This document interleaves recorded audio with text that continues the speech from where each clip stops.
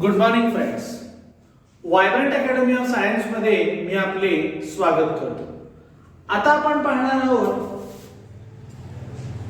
Physics मधला जो topic आपण बघत होतो त्या टॉपिकचं नाव आहे electric current through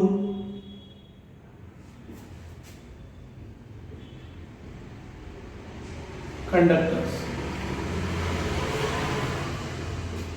electric current through conductors आपण टॉपिक बघत आहोत. तर या टॉपिक मध्ये आपण रेजिस्टन्स इन सिरीज त्याचे प्रॉब्लेम, रेजिस्टन्स इन पॅरलल त्याचे प्रॉब्लेम असे आपले दोन लेक्चर झाले. आता आपण बघणार आहे रेजिस्टिव्हिटी म्हणजे काय आणि त्याचे प्रॉब्लेम्स. ठीक आहे, मी हे रद्द करतो.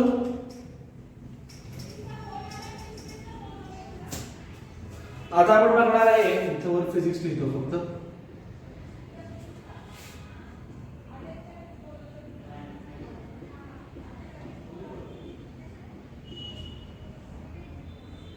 रेजिस्टिव्हिटीचे प्रॉब्लेम्स आता मी बघणार आहे. आणि रेजिस्टिव्हिटीचे प्रॉब्लेम्स बघत असताना विद्यार्थ्यांना एकच सूचना आहे की ते अगदी नीट लक्ष द्यावं, कारण की थोडेसे प्रॉब्लेम्स हे डिफिकल्ट आहेत. लॉग टेबलचे लेक्चर्स तुम्हाला लवकरच थोड्या दिवसामध्ये ग्रुपवरती येतील. त्या लेक्चर संदर्भात रेकॉर्डिंग चालू आहे. लॉग टेबल तोपर्यंत प्रत्येकाने विकत घ्यायचा आहे. मी तुम्हाला लॉग टेबल दाखवतो कसं असतं.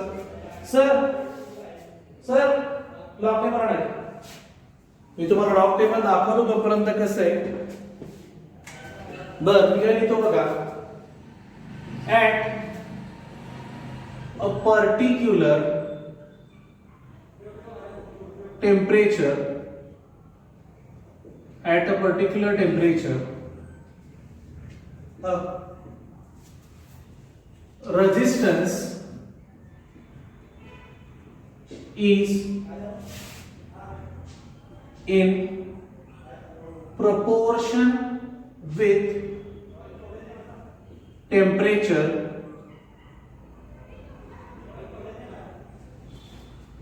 length and area of cross section.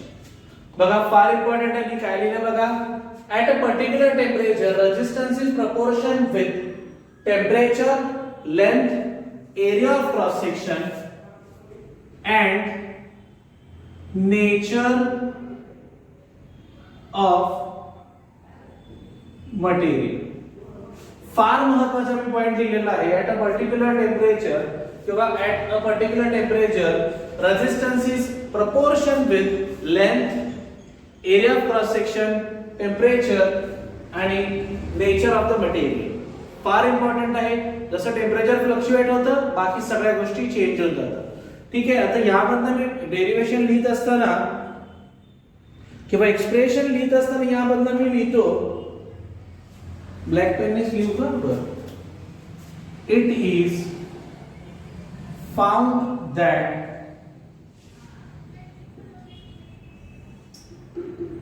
resistance is directly proportional to length. मी काय लिहिले बघा. It is found that resistance is directly proportional to the length. मी इथं एल लिहितो ब्रॅकेट मध्ये. कोण आहे. L is length of conductor. ठीक आहे, ह्यालाच म्हणूया आपण इक्वेशन नंबर 1. मी त्याच्यानंतर लिहितो also resistance is inversely proportional to area of cross section. इथे लिहितो मी A is area of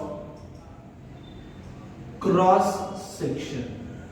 me bracket close करून इक्वेशन नंबर 2 लिहितो.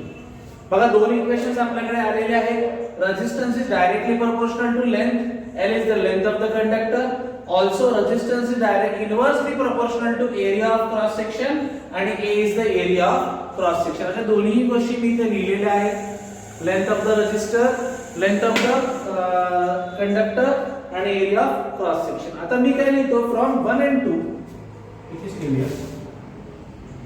From 1 and 2 resistance is directly proportional to length and inversely proportional to area of cross section.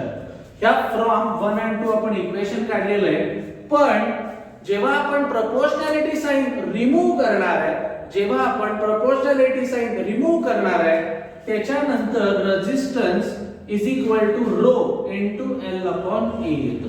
हा rho कोण आहे बघा, R आहे रेजिस्टन्स, R कोण आहे रेजिस्टन्स, L आहे लेंथ, A आहे एरिया ऑफ क्रॉस सेक्शन. तर सर्वात महत्त्वाचं रो आहे रेजिस्टिव्हिटी. रो आहे सगळ्यात important resistivity of a conductor. Rho कोण आहे रेजिस्टिव्हिटी, आणि आपण पॉइंट तोच बघतोय. At a particular temperature resistance is proportion with temperature, length, area of cross section and nature of material. हा रो कोण आहे रेजिस्टिव्हिटी आहे. आणि जर तुम्हाला रो फाइंड आउट करायचा असेल तर resistivity rho is equal to, मी इथं लिहितो बघा, resistivity is equal to formula येतो R into A upon L. आणि हा फॉर्म्युला आला बघा, रेजिस्टिव्हिटीचा फॉर्म्युला आला. हा कशाचा फॉर्म्युला आला, रेजिस्टिव्हिटीचा फॉर्म्युला आला. आणि रेजिस्टिव्हिटीचं युनिट आहे SI unit of rho is ohm metre. रेजिस्टिव्हिटीचं युनिट आहे ओहम मीटर. रेजिस्टिव्हिटीचं युनिट आहे ओहम मीटर. रेजिस्टिव्हिटीचं युनिट आहे ओहम मीटर. हे बघा आपण पॉइंट बघितला रेजिस्टिव्हिटी. मी परत एकदा रिवाइज करतो तुमच्यासाठी स्केल घेऊन, ठीक आहे. Resistivity at a particular temperature resistance is proportion with temperature, length and area of cross section and nature of the material. चार गोष्टींवर डिपेंडेंट आहे, temperature, nature of the material, length आणि एरिया ऑफ क्रॉस सेक्शन. ठीक आहे. It is found that, आपल्याला असं सापडलेलं आहे, घावलेलं आहे, resistance is directly proportional to length. त्याच्यावर मी लिहिलं L is the length of the conductor. ह्या कंडक्टरची लेंथ L आहे, तर resistance is directly proportional to length. जेवढी लेंथ वाढेल तेवढा रेजिस्टन्स वाढत जाईल. पुढे बघा, also resistance is inversely proportional to area of cross section. जेवढा रेजिस्टन्स, जेवढा एरिया ऑफ क्रॉस सेक्शन कमी होईल, जेवढी ही वायर पातळ होत जाईल तेवढा रेजिस्टन्स इन्क्रीज होत जाईल. जेवढी हीच वायर मोठी होत जाईल तेवढा रेजिस्टन्स कमी होत जाईल. एक कमी झाला की दुसरा वाढणार आहे, दुसरा वाढला की कधी कमी होणार. रेजिस्टन्स वाढला की एरिया ऑफ क्रॉस सेक्शन कमी होणार, रेजिस्टन्स कमी झाला की एरिया ऑफ क्रॉस सेक्शन वाढणार. लिहिले A is the area of conductor. From 1 and 2 पहिल्या आणि दुसऱ्यावरून आपल्याला असं दिसतंय की resistance is directly proportional to length and inversely proportional to area of cross section. जेव्हा मी प्रोपोर्शनॅलिटी साइन रिमूव्ह केली तेव्हा कॉन्स्टंट पडला rho. R is the resistance, L is the length, A is the area of cross section and rho is the resistivity. मग मी resistivity define केलं. resistivity is equal to rho is equal to R into A upon L आणि SI unit of resistivity is ohm meter. SI unit of resistivity is ohm meter. ठीक आहे. SI unit of resistivity is ohm meter. खूपच सोपा आणि साधा आहे. विद्यार्थ्यांना screenshot घ्या, त्याच्यानंतर आपण पुढचं पाहू पाठ काय. ठीक आहे. आता आपण पुढचा पॉइंट बघूया.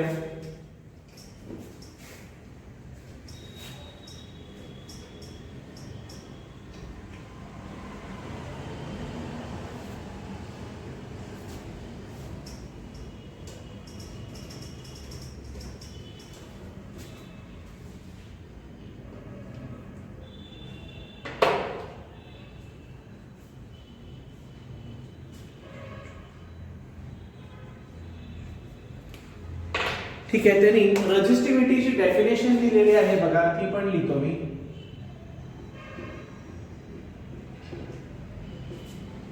Resistivity of a conductor, resistivity of a conductor is resistance per unit length and unit area of cross section आणि फॉर्म्युला येतोय rho is equal to R into A upon L. फॉर्म्युलाला बॉक्स करूया. इथं लिहितो मी wear 2 मार्काला question पडेल ना. Rho is equal to resistivity, R is equal to resistance, A is equal to area of cross section आणि L is equal to length of conductor. आणि एक गोष्ट इथे मी ऍड करावी अशी वाटते मला, SI unit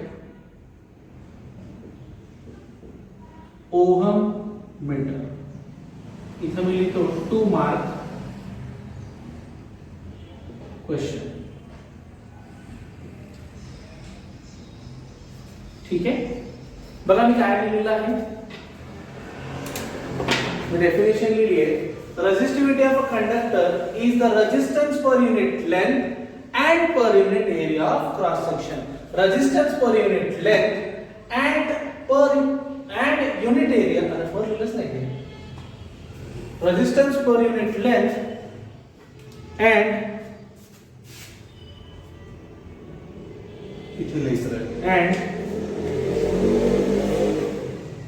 per unit area of cross section. त्यातनंच काय आलं बघा, rho is equal to R into A upon L. Rho म्हणजे रेजिस्टिव्हिटी, आर म्हणजे रेजिस्टन्स, ए म्हणजे एरिया ऑफ क्रॉस सेक्शन आणि एल म्हणजे लेंथ ऑफ द कंडक्टर. त्यामधनच एक गोष्ट प्लस ऍड झाली. एसआय युनिट काय, ओहम मीटर आणि 2 मार्काचा हा क्वेश्चन आहे. स्क्रीनशॉट घ्या, मग पुढचा पार्ट पाहूया आपण. ही होती रेजिस्टिव्हिटीची डेफिनेशन, फॉर्म्युला, कोण रोटेशन काय प्रूव्ह करतोय, एसआय युनिट, आणि किती मार्काला क्वेश्चन आहे ते सुद्धा बघू. ठीक आहे. नेक्स्ट बघूया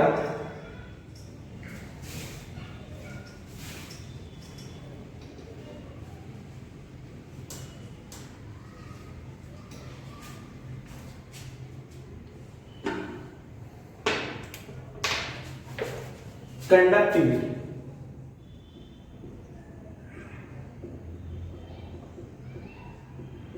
The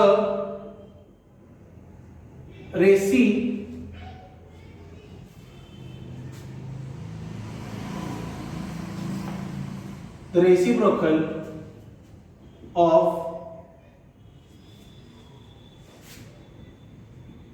resistivity is called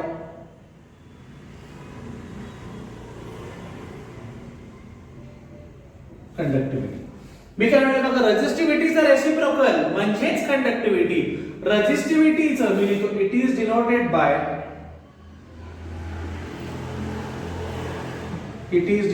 by sigma.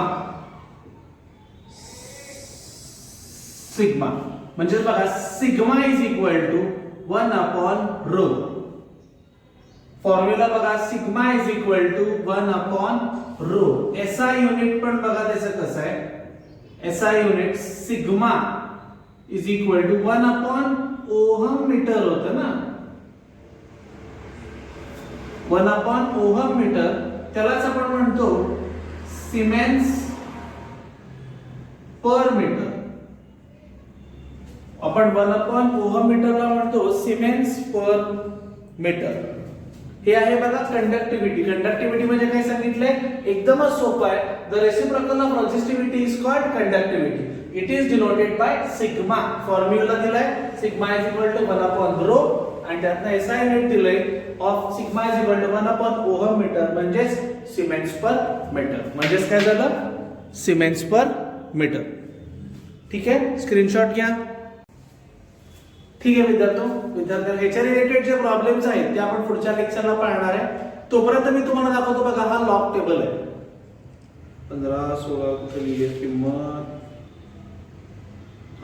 17 रुपयाला हा लॉग टेबल मिळतोय. तर हा लॉग टेबल तुम्ही तुमच्या आसपासच्या दुकानातून कुठेही घ्या, पण आजच्या आज हा येत्या 2 दिवसात लॉग टेबल घ्या, कारण की जसा हा टॉपिक संपेल त्याच्यानंतर आपण फिजिक्स मध्ये हा लॉग टेबल शिकणार आहोत.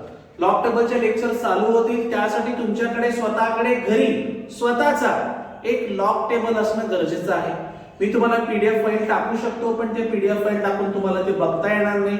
लेक्चर बघत असताना तुमच्या नजरेसमोर असं तुमचा हा लॉग टेबल असणं गरजेचं आहे. हाच घ्या, दुसराही मिळतो, तो थोडासा महाग आहे, त्यामध्ये फॉर्म्युलेज दिलेले आहेत. सो तो लॉग टेबलची आपल्याला गरज नाहीये, तो एक्झामला पण अलाउ करणार नाही. हा लॉग टेबल घ्या, याचा तुम्हाला उपयोग सुद्धा आहे आणि यामध्ये सगळ्या गोष्टी इन्क्लूड आहेत. आता आपल्याला लॉग टेबल मध्ये काय काय सांगतो बघा तुम्हाला. Log, anti log, natural sines, natural cosines, natural tangents, logarithmic sines, logarithmic cosines, logarithmic tangents, reciprocal of 4 figures, squares, square roots 1 to 10, square roots 10 to 100, powers and factorials आणि झालं सिम्बॉल्स अँड डायमेन्शन्स. सो तुम्ही log table सुद्धा विकत घ्या येत्या 2 दिवसात.